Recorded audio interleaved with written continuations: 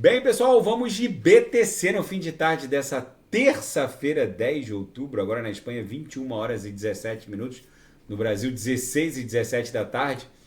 Gente, a BTC, nesse cenário geopolítico internacional, estilo Mad Max, por assim dizer, com o Irã quase entrando nesse conflito e com analistas dando conta de que se o Irã entrar nesse conflito Israel-Hamas, o barril de petróleo explode para $150. Vocês vão de convir que a BTC está muito resiliente. Ontem o nosso fundo bateu em 27.260. Hoje até agora ficou em 27.298. Fundos ascendentes, topos descendentes. Na verdade a gente testou de baixo para cima a MM200, falhamos. Testamos 1, 2, 3, 4, 5, 6 vezes. Voltamos para o patamar da mediana do canal de Keltner, que segurou bem ontem, segurou bem hoje, mas é bem provável que essa sequência de fundos ascendentes volte a estressar a aresta superior dessa subfigura triangular aqui, que na verdade é a nossa onda 2, para explodir, e a próxima tentativa de transpasse de baixo para cima contra a média móvel de 200 períodos, que é essa linha alaranjada aqui, ó, provavelmente vai romper, porque boa parte das ordens de vendas já foram devidamente carcomidas, já foram devidamente consumidas. No 4 horas segue vigente a nossa figura triangularizada também. No semanal, apesar de toda essa bizarra volatilidade, a gente segue com um candle comprador no semanal. O DXY, que mede a força do dólar norte-americano contra uma cesta de divisas, está começando a pipocar. Está ameaçando perder a mediana do canal de Keltner aqui no diário. O DXY, que guarda uma relação movimentacional de inversão com a BTC. Quando ele sobe a BTC, ó, aqui eu estou no diário. O DXY fez isso aqui, ó, do dia 20 de julho a 3, 4 de outubro, ele fez isso. Agora vamos lá no diário ver o que a BTC fez do dia 20 de julho, olha aqui.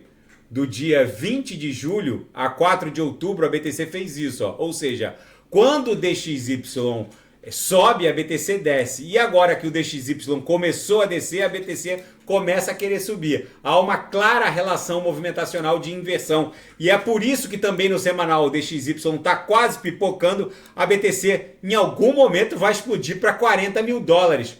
No gráfico de Renko, segue ainda o nosso box comprador, apesar de toda essa bizarra volatilidade. O Renko, que é um gráfico atemporal, que não tem nenhum compromisso com o transcurso do tempo. Cada box desse aqui pode ser desenhado em 1 segundo ou em 10 ou 15 anos, não importa. Aqui o que importa é a variação do preço e não o transcurso do tempo. Ou seja, é um gráfico que retrata uma inércia movimentacional muito mais brutal. Isso aqui fatalmente já iniciou uma pernada até $40 mil. Apesar de toda essa volatilidade, a gente deixou um pavio longo que parece um martelo, um pavio inferior longo que vai acabar redundando numa explosão até 40 mil. No intraday, a BTC tá um reloginho. Hoje os sinais ofertados fecharam no gain, com lucro no bolso dos assinantes. Pegamos esse toque aqui na Lauer, voltou para VWAP e agora está acumulando ali entre a primeira e a segunda Lauers. Na seara fática, Sam Bankman-Fried, o infame fundador da FTX, segundo a testemunha de acusação e ex-namorada Caroline Ellison, aspirava a se tornar presidente dos Estados Unidos depois de se transformar num dos homens mais ricos dos Estados Unidos. Segundo Caroline Ellison, essa mania de grandeza dele é que colocou tudo a perder. Enfim, vamos ver como isso vai se desdobrar.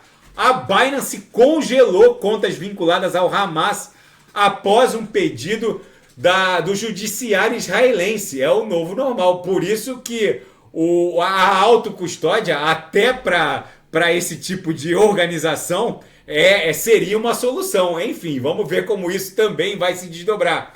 E por que o fundo multibilionário da Binance só destinou até agora $32 milhões para a recuperação da indústria criptográfica nesse inverno cripto e não destinou aquele $1 bilhão prometidos pelo CZ?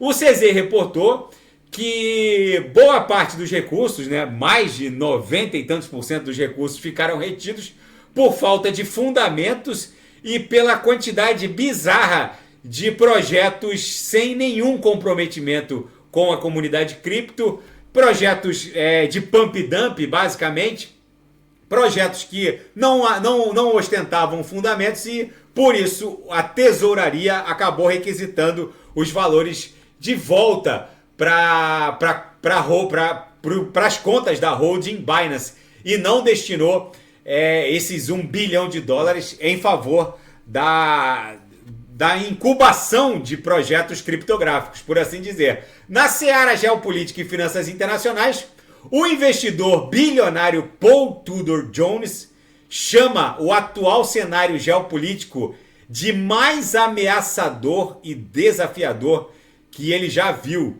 Segundo ele, após o ataque do Hamas a Israel, a única coisa que falta para esse conflito escalar, e deve escalar, é o Irã entrar nesse imbróglio Hamas-Israel. E segundo o Paul Tudor Jones, está tudo se encaminhando para uma conflagração perfeita que parece o início da Primeira Guerra Mundial. O que faltava mesmo agora é a China invadir Taiwan.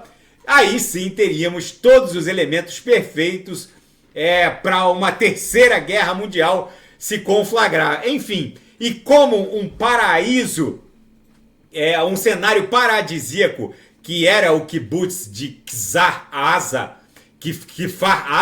se transformou num verdadeiro inferno após o ataque do Hamas. O fato é que nesse kibbutz estava acontecendo uma festa rave, crianças, famílias frequentavam esse lugar paradisíaco, mas que ficava a poucos quilômetros do muro que separa a faixa de Gaza do território israelense. O fato é que o kibbutz foi invadido e se transformou num verdadeiro inferno.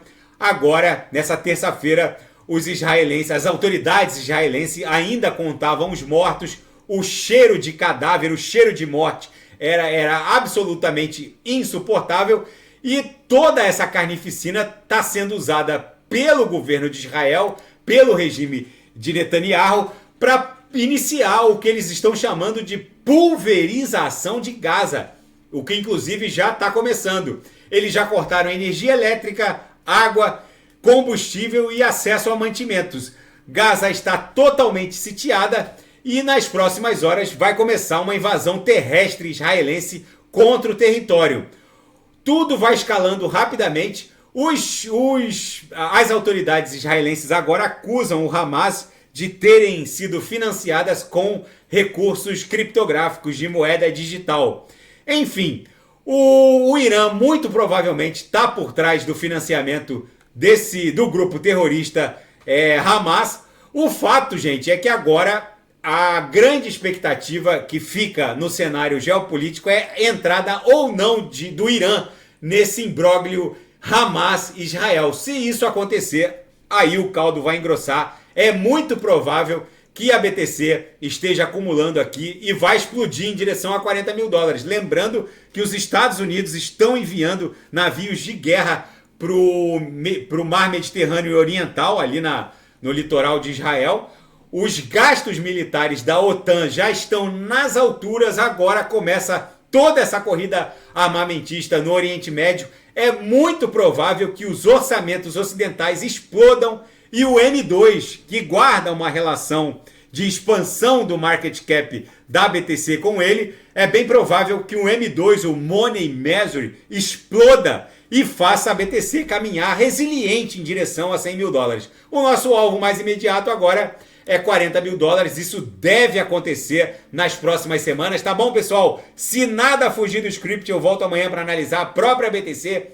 Na projeção de 26 períodos, a nebulosidade esverdeada segue ganhando bastante espessura. Fiquem com Deus. Se nada fugir do script, eu volto amanhã para analisar a própria BTC. E quem quiser sugerir alguma análise, é só colocar nas mensagens abaixo. Até amanhã, grande abraço. Fiquem com